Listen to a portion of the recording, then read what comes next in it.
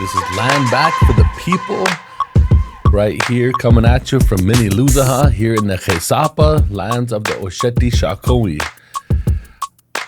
On this episode, we're going to talk about the history of mining here in the Black Hills.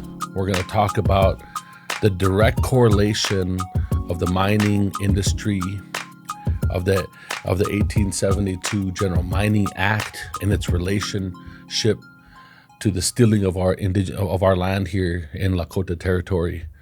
And we're going to talk about what's happening right now in the Black Hills. We have a campaign called Protect the HeSápa, and we have awesome organizers that are on the ground here in the community, in the Black Hills, on the land, organizing on this issue, educating the public, mobilizing the people to protect the HeSápa.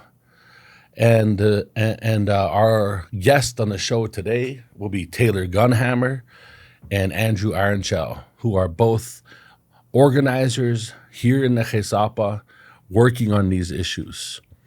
They're going to share some history, they're going to share some current events, and they're going to let you know how you can tap in and join the fight to protect ཌeSápa. As long as the history is for the ཌeSápa, so is the history of resistance. There's a deep, deep history of resistance here in the Black Hills. And there's actually a modern history of resistance around the mining corporations. In the 1970s, there was a massive gathering here in the Black Hills. Well, actually, late 1970s, early 1980s, called the Black Hills Survival Gathering. And it was here in the ཌeSápa that for 10 days, 10,000 people came here to the ཌeSápa. It was the convergence of the anti-mining movement. It was the convergence of the environmental movement. It was the convergence of the no nukes movement and the movement to stop uranium mining, to stop environmental destruction, but also connecting that to the anti-nuclear movement globally.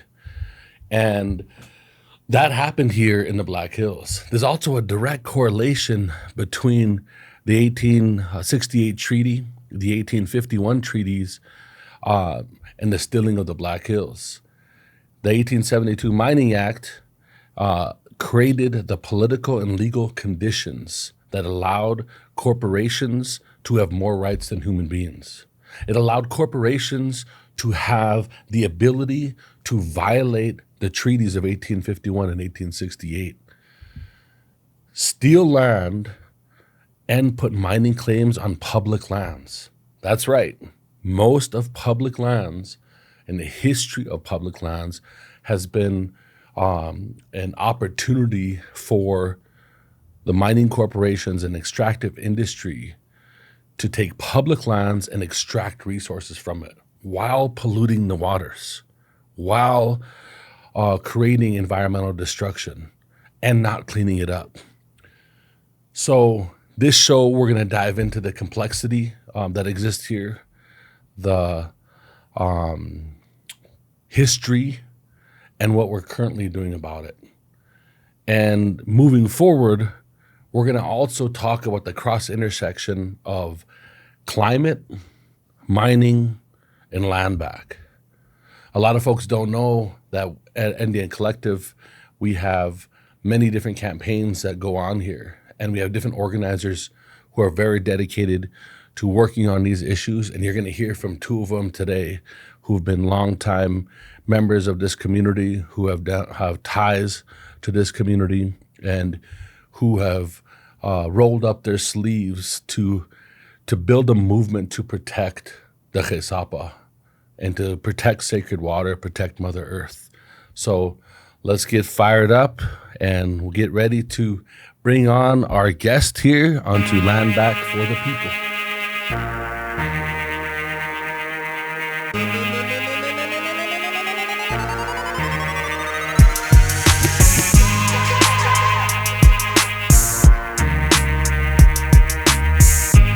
Here we are, LANDBACK for the people. Awesome guest on the show today. We got Taylor Gunhammer, who's Oglala Lakota, and you can guarantee that when you have Taylor on the show, we're gonna get a little weird. Shit's gonna get a little weird, but we're gonna be educated and brought up to speed. We also have my brother here, my older brother, Andrew Ironshaw. He's Cherokee, but most people think he's Lakota because he's been around longer than most of us, quite honestly. But I'm going to give the opportunity, starting with Taylor, to introduce yourself to the Oyate and to the listeners out here. All right. Hau mitaki api tatanko hitika machi apilo. My name is Taylor Gunhammer. He, him, his pronouns. I'm Oglala Lakota, originally from Pine Ridge, South Dakota. And I'm a local organizer here at NDN Collective with our Protect the HeSapa campaign. Happy to have you on. What about you, Brother Andy? I'm Andy Ironshaw. I'm Eastern Band Cherokee by way of Sicangu Nation, and I'm a local organizer here at NDN Collective. Wait. What happened? You're Cherokee, Yep. North Carolina, by way of Sicangu Nation, via Detroit. How did you end up out here?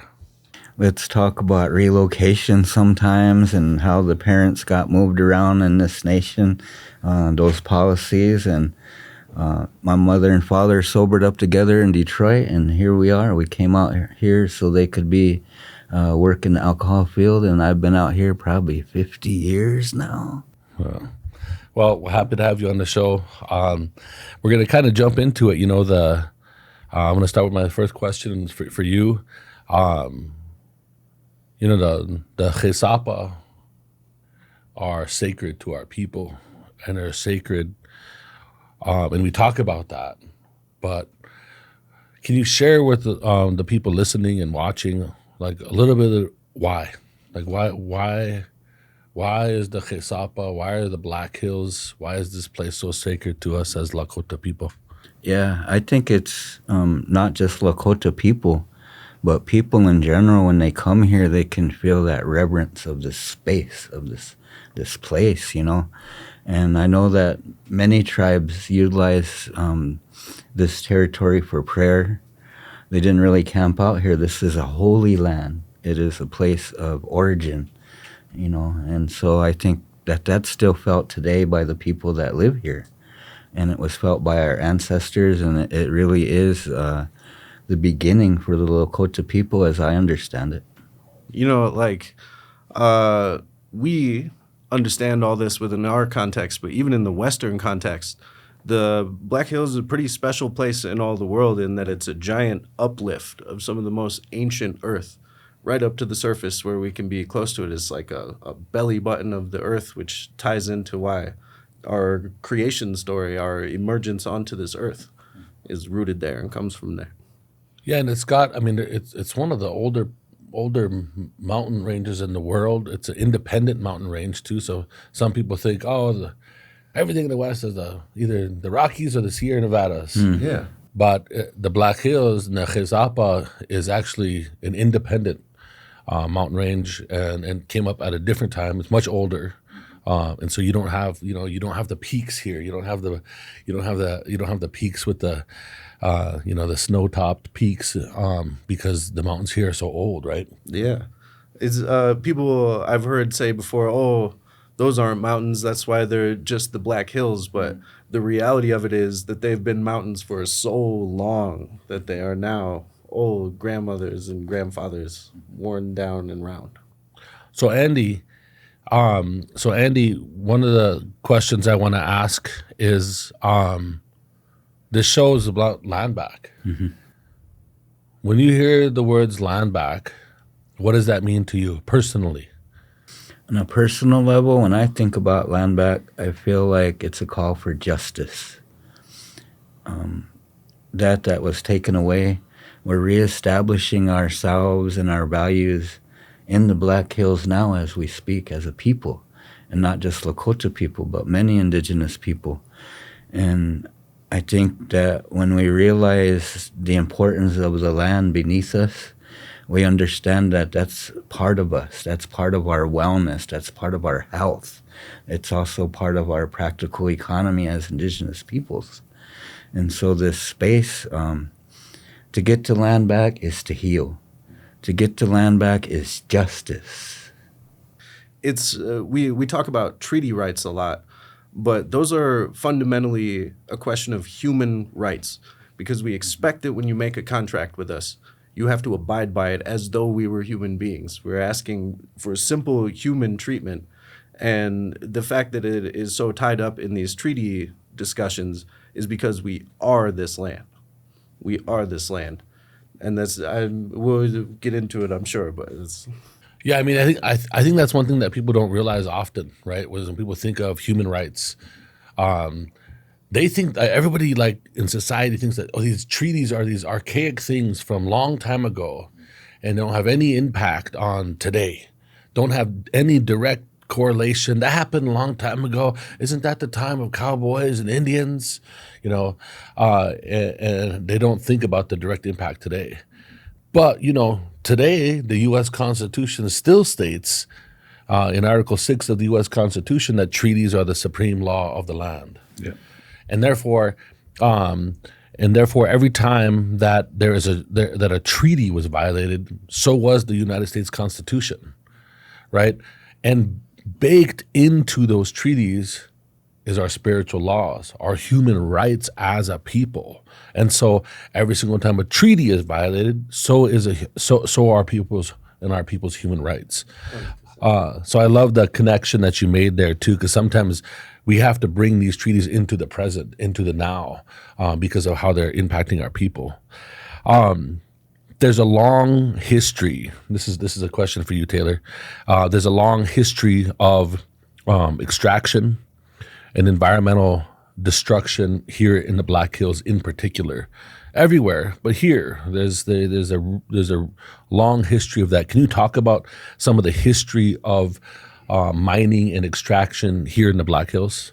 So, from the early 1800s, there started to be rumors of big, giant nuggets of gold that you could just walk out of the Black Hills with it.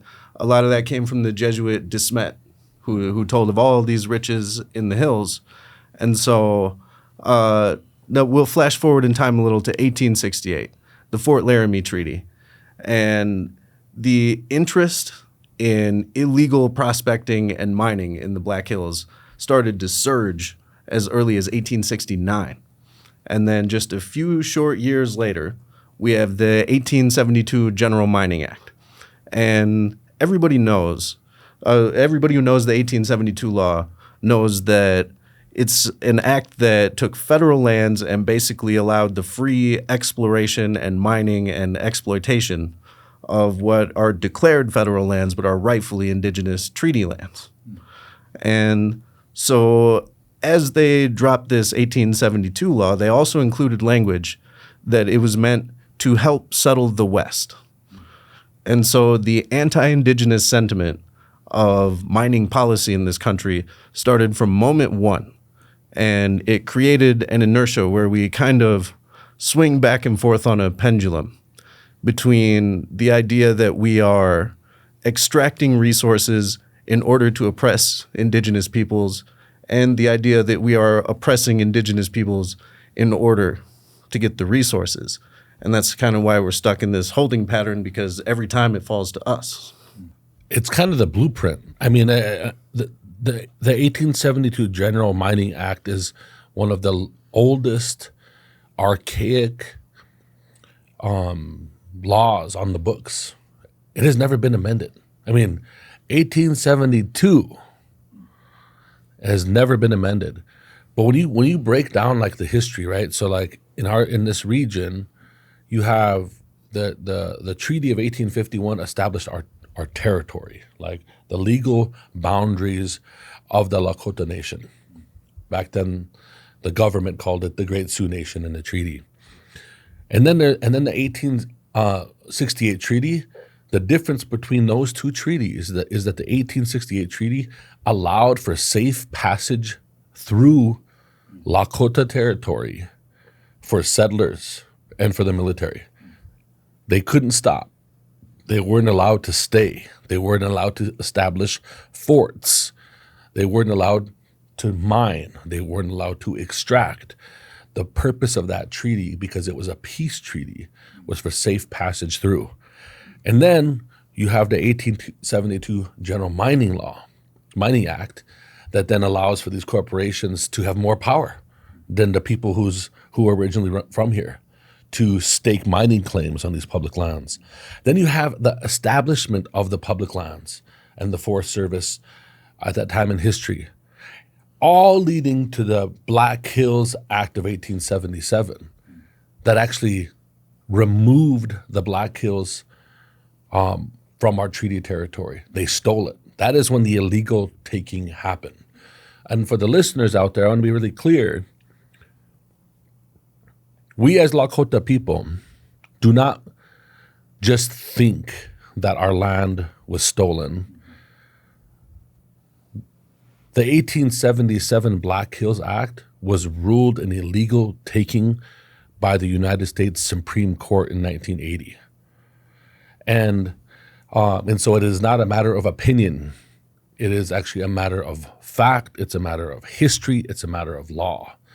And I like to remind people that, because as we engage in conversations about land back, often we're gaslit. Oh man, here's these Indians and their land back flags and all that stuff again. But we're actually talking about what you talked about at the beginning, Andrew, is the idea of social justice, the idea that we have to right the wrongs that happen in history.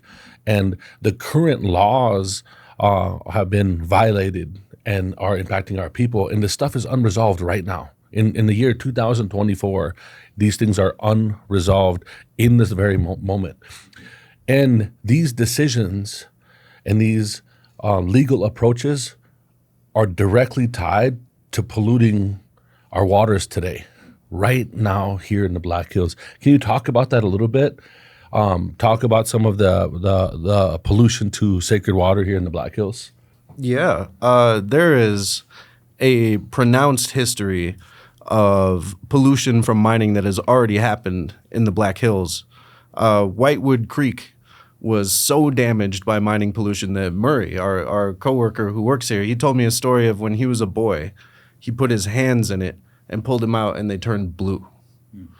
Near Grizzly Gulch, there was a tailings pit that contained cyanide water, and it ruptured and 633,000 gallons of cyanide water poured out of it and went down a slope and then fell into a little cave where they discovered that there was an aquifer, like a small contained aquifer there, and they assumed that aquifer was unconnected to anything. And so in their reasoning, that means it's fine. And they didn't even report it. It was uncovered by anti-mining organizers in the Black Hills. And that's aside from the fact that throughout the Black Hills, there are over 80,000 inventoried mining features that already exist on there. There's a map where each one of those is a tiny, tiny X. And there are so many of them, so many tiny black X's that it is like a big, ugly tumor across the Black Hills. It looks like an MRI and a cancer. That's how it literally actually looks. And beyond that, there are companies out here trying to, the guys they put forward is that they want to clean up Superfund sites that already exist, but the part they include extra on there is that they want to re-mine those Superfund sites.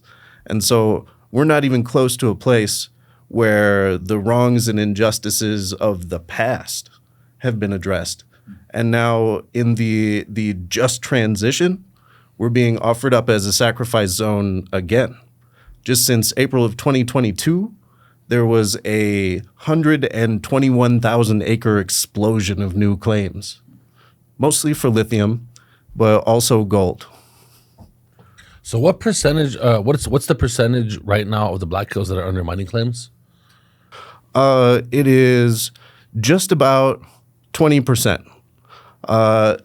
Because of the pressure we've been applying by empowering tribes and organizing communities to pressure the officials who make decisions about this, there's been a lot of mathematical restructuring of claims and actually a slight loss of the area, but they're really doing that to manage the fees. Less claims, less fees, cheaper. They're feeling the pressure.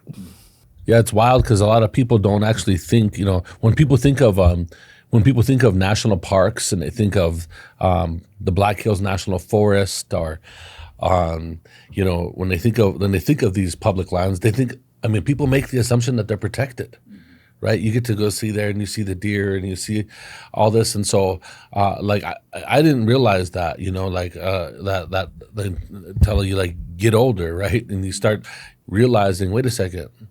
There's like all the pretty places that they allow us to go and hunt and fish, and meanwhile, right over the hill there is all of these mining pits. Mm-hmm. In history, the Homestake gold mine in Lead in Deadwood was the most profitable gold mine in the world. It's still there. It is open pit. Mine is literally still there to this day. It has not been reclaimed. It cannot be reclaimed. And it leads, mercury into the water. It continues to lead mercury into the water to this very day. And because that's a byproduct, right, of the mining process. Mercury, arsenic, lead, cadmium. They just got off cyanide. Congratulations. We're going to get into what we're doing about it, what's happening down here. But before we do that, I wanted us to remember those who have been longtime warriors here in the HeSápa, fighting the mining corporations for years. My mother was one of them who fought for a long time. Joanne Tall. Lilius Jarding. She's the executive director of the Black Hills Clean Water Alliance. Madonna Thunderhawk. Legendary femme leaders have waged successful battles against some of these mining corporations to protect Mother Earth. And I always like to pay homage to our elders and to pay homage to respecting them, because we are picking up this torch and we're carrying it on, but we must do so by respecting them. So I just wanted to give those powerful matriarchs a shout out as we get to talk about the work that we're doing, moving forward.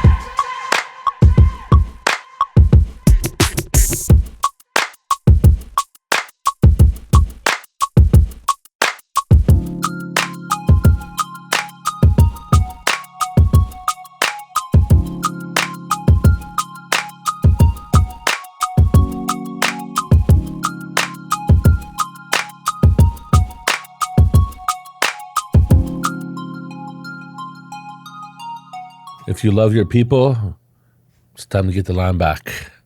Indeed. If you don't, well, you can just let the colonizer keep holding on to your land, I guess.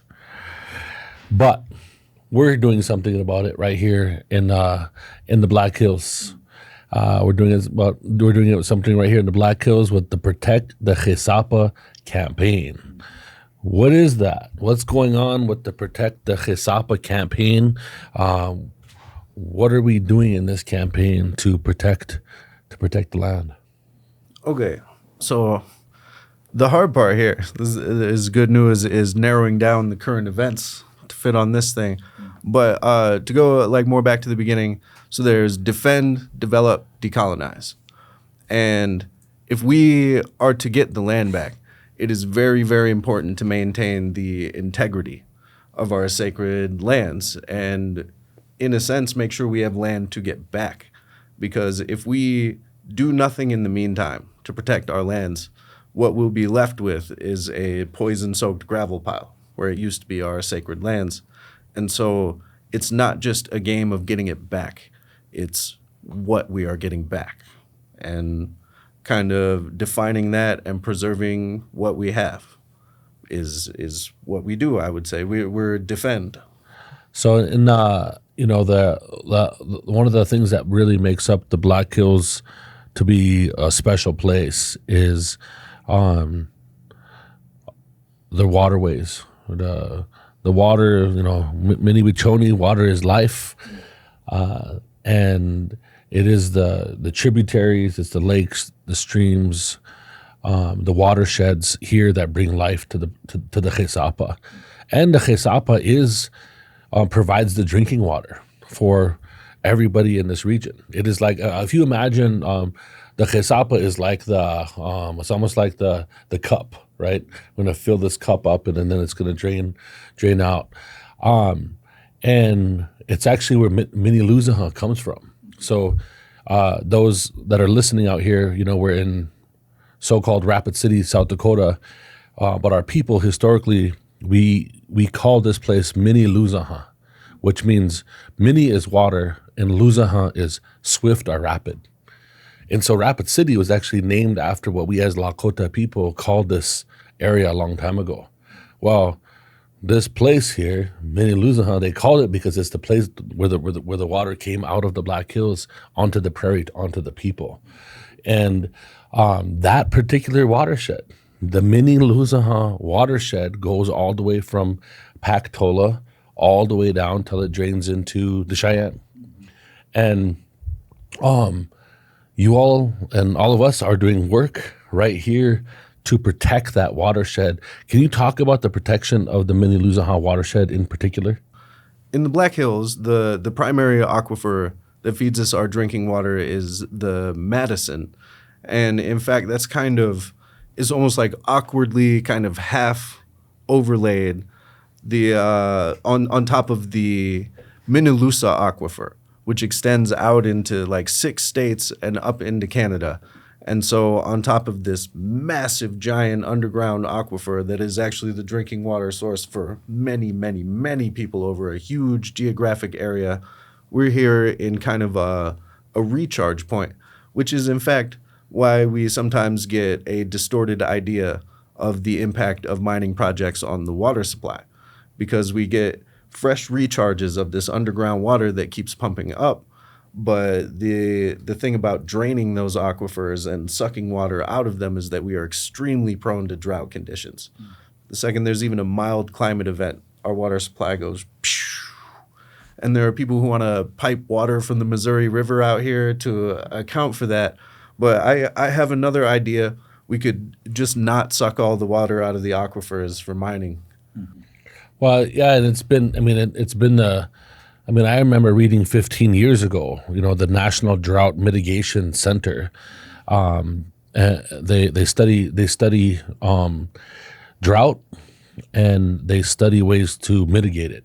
And so when they were making climate projections 15 years ago, they were saying what's going to happen in the ÉSápa, in the Black Hills, what's going to happen in the Great Plains is actually an increase in rainfall per year, but happening in much denser periods of time, followed by long periods of time with no rainfall, which leads to drought and the desertification of land. And so that's how this area is being impacted by climate change, right? Is you see more and more drought, you see more and more desertification of land.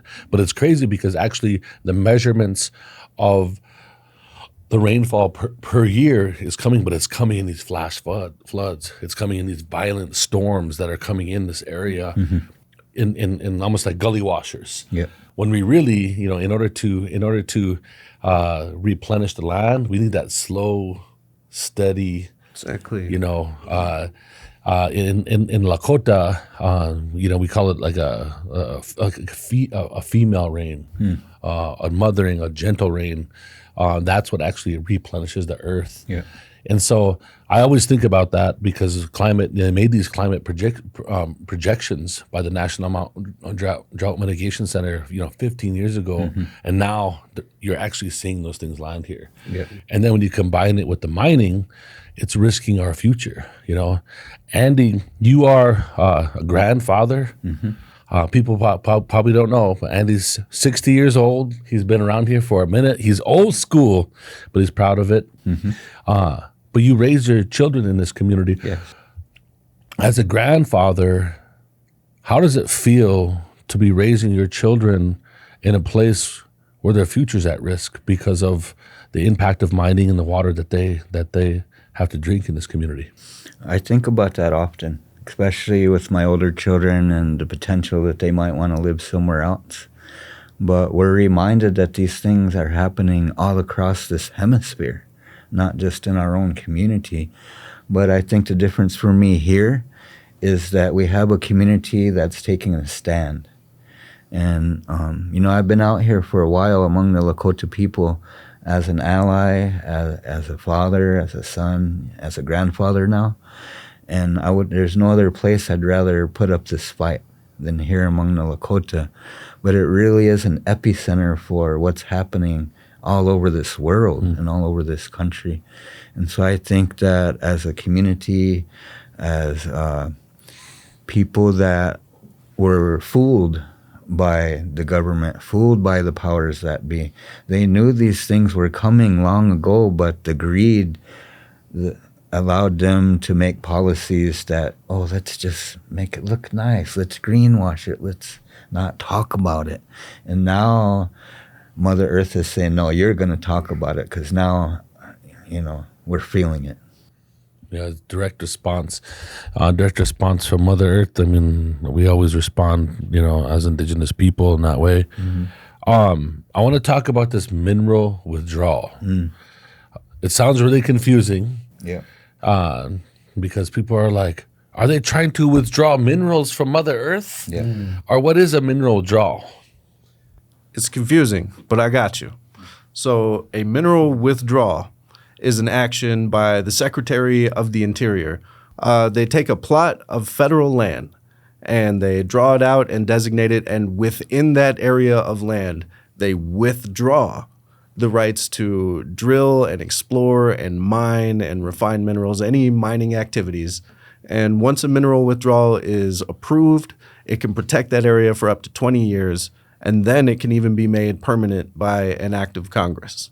So that's a mineral withdrawal in a vacuum in space. Now, here in real life in the Black Hills, there's been a mineral withdrawal proposed around the Petoia Reservoir near Rapid City, which is the primary source of drinking water for all of Rapid City, for Ellsworth Air Force Base, and for tens of thousands of people downstream, including the Cheyenne River Indian Reservation and the Pine Ridge Indian Reservation. And so Indian Collective and our allies have been involved actually for a couple of years in the effort to get this mineral withdrawal passed in order to protect this critical water source. And coming up here in October is the estimated time of the final decision and implementation of that mineral withdrawal. And so we are doing everything we possibly can. We are advocating in DC. We are meeting with local tourism boards and municipalities.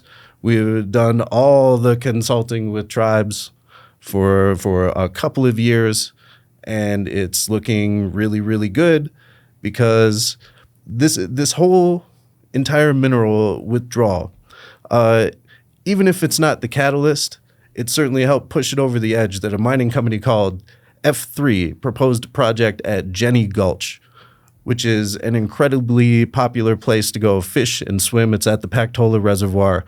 And basically, people freaked out, and people power won the day again, which is what it does when it gets activated.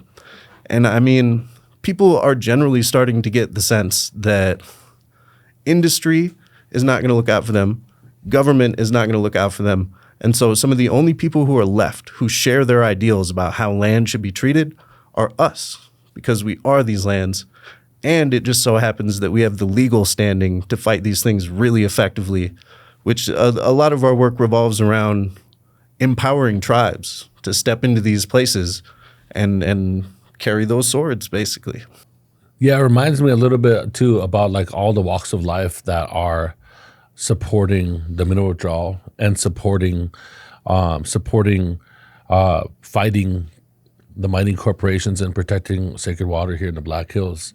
There was something that was established back in the day out here called the Cowboy Indian Alliance. Mm-hmm. Cowboy Indian Alliance was strong, right? It was it was cowboys and Indians coming together, might have totally different political differences, but they all agreed on one thing at the time. We got to stop the mining. We have to stop the uranium exploration, and came together. Now you're seeing in the year 2024, you're seeing fly fishermen come out. Yeah. You're seeing people that are enthusiasts that kayak, who swim, who fish, come out to support that, and that's powerful to watch.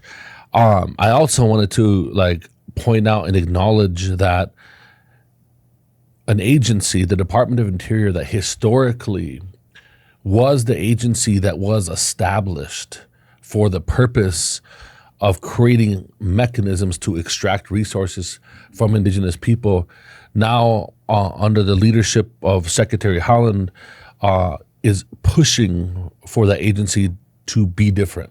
Yeah. She's in an uphill battle. She's been in an uphill battle ever since she took up that post. But there is Native people. There's Indigenous people and Native people inside the Department of Interior who are literally there working because they want to see mineral withdrawals like this happen. Yep. Because it caretakes from Mother Earth, and that's revolutionary. That's new. I mean, that's not what these agencies were set up to do. And they're still up against these battles.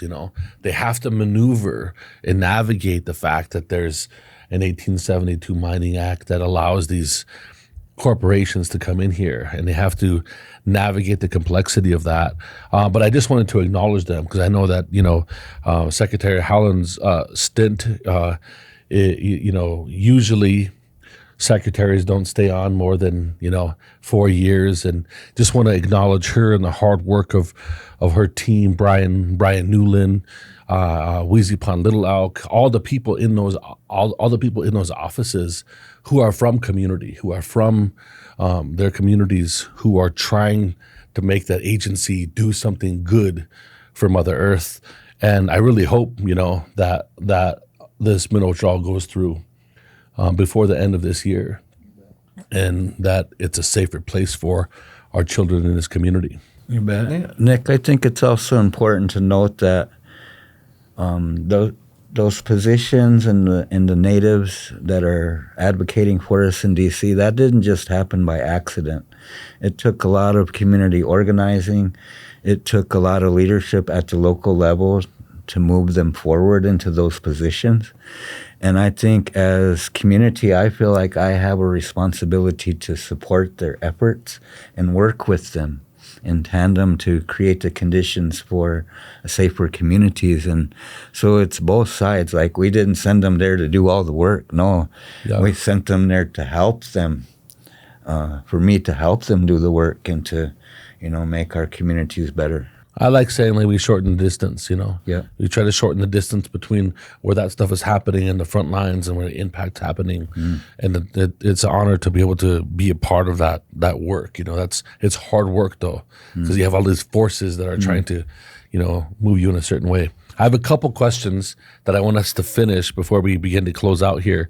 One is I just want you to, Taylor, make the connection between mining, LANDBACK, and climate justice. Okay. Easy.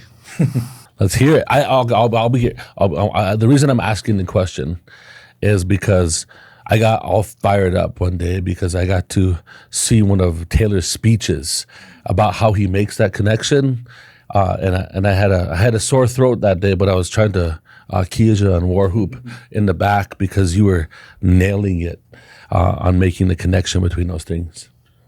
A pretty good place to start is the 1872 General Mining Act. Yes, it was about the resources and the right to explore them, so-called right. But at the same time, it provided a legal cover for George Custer to come out to the Black Hills with an army expedition in 1874. And so mining is inextricably tied to the history of colonization and violence in this area. And after Custer came out, and caused all these skirmishes. Then there was the Great Sioux War of 1876. Then the Black Hills Act of 1877. And so given the 1872 law and how it is to help settle the West and how mining was the impetus, the reason, the catalyst for the violence and the invasion, there is kind of a figure eight between land back work and anti-mining work. And to do anti-mining work is to do land back work, and to do land back work is to do anti-mining work. And I've said this a million billion times. The best anti-mining strategy to protect indigenous lands that was ever created is land back. And I believe through the undoing of racist and illegal mining policy in the United States, they went on to define racist and illegal oil and gas policy that spread to all over the world, to the point where now in Kenya, their indigenous peoples are placed into little places called reservation areas for the purposes of exploiting the minerals and resources on their land. And so what happened here defined all of extractive policy in the United States, and then it went on to inform the thinking of the whole Western colonial project of gathering power from less developed nations. Well, that's what I've always said. I said the biggest threat to humanity and the biggest contributor to climate change globally is settler colonialism and U.S. imperialism. That is, in a nutshell, what all of that is. Mm-hmm. It's all of that bottled up in an agenda to exploit people and exploit Mother Earth. So one, keep up the good work that you all are doing here in the ṟeSápa. It's an honor to work side by side with you for the betterment of our people and for the fight to protect our homelands. How do people plug in? Like, what are ways in which folks out there can support the ṟeSápa LANDBACK campaign and to keep these efforts moving forward? And how can they contribute to, and joining the struggle? First of all, join and sign up to receive our newsletter, because that's not just where the calls to action live. That is where we get to report a lot of the wins that, believe me, you will need to sustain you through this kind of work. You need those wins, and you have to celebrate them when they happen, and they are in the newsletter. I can't recommend strongly enough keeping up with this fight there. Also, follow us on socials, because there are constant calls to action, because they are always coming. And a lot of these mining situations revolve around public comments, and it is always, always, always helpful to write in support of us. And the forces who run those processes will, in fact, try to convince you that it's not important and it doesn't matter, and it does. We've seen it matter over and over and over again. We had a uranium company recently who's been out here for a long time trying to mine. They had their permit finally rescinded for not practicing tribal consultation, for not doing cultural surveying, for working with mining companies directly to sell parts of the Black Hills and not being forthcoming about it. And so we've been in this for a long time, but we've also now, due to a confluence of factors, created situations where the general public understands that their survival is tied to our land back. And the government is starting to understand that, combined with our efforts, the general public's efforts, and in fact a national call to protect indigenous lands, they're gonna have to come to some kind of reckoning about all of these tribal nations with whom they have nation-to-nation relationships and fiduciary responsibilities. And even if you look at how in the last 50 years we've focused on extracting more and faster instead of recycling, a big part of that is because they've been able so far to rely on indigenous lands to provide those minerals and resources that they're after. And one more thing, also learn about mining in your area, because you're probably in danger too. And if you have questions and if you want advice, I guess, reach out, holler. One other thing, I want to make sure folks have the opportunity to donate to this work too. This work, to have organizers on the ground, to do research, to go to these public meetings, to produce educational materials. That stuff is not free. Asking people to donate. If you click onto the donate button on NDN Collective website, you can contribute. That money will go directly to the Protect the HeSapa Campaign. It will go to these efforts. And so asking people to help us out, to make this plug. To be honest, we would fight for the Black Hills and for their protection, whether we had resources or not, but resources help us win. And that's a way, if you're a long way away from this place, but you love it, you can contribute, you can help us. You can help us protect this sacred place. I'm gonna let our older brother here get the last word in. You've been here a long time. Fighting on the front lines in a variety of different ways. And you're kind of a link between this generation and the generation before. And if there's any words of encouragement, or I would say, ṟeSápa and Lakota, words of encouragement to the next generation coming up, I wanted to give you the opportunity to share a few words here. You bet. What I would tell the Oyate, the people, those listening, get out on the land. Get out on the land where you live. If you live here close to Minlah, get out on the land, out in the Black Hills, and rekindle that relationship that we hold with the land. Because from that comes a clarity. It comes a healing. You start to understand things of why you exist, why you're here, priorities about life. And it's such a beautiful experience and so simple that sometimes it could go over our head, right? But we need to do those things to ground ourselves in despite and remind ourselves that we're all in this together and that we are relatives with the land we stand upon, the water we drink, and the trees around us, Absolutely. Well, thank both of you for coming on LANDBACK for the people. This has been a show about protecting the HeSápa, right here with our local organizers on the ground here in the Black Hills, and we talked about the history. We talked about how it's connected to global issues. We talked about what's happening to current events. We talked about ways that you can get involved. And so join us in the fight to protect the Black Hills, to protect the HeSápa. Let's let the blueprint of how we are fighting to protect our homelands here be a blueprint of how people can fight to protect their homelands everywhere. Thank you for listening to LANDBACK for the people. ṟeSápa wachi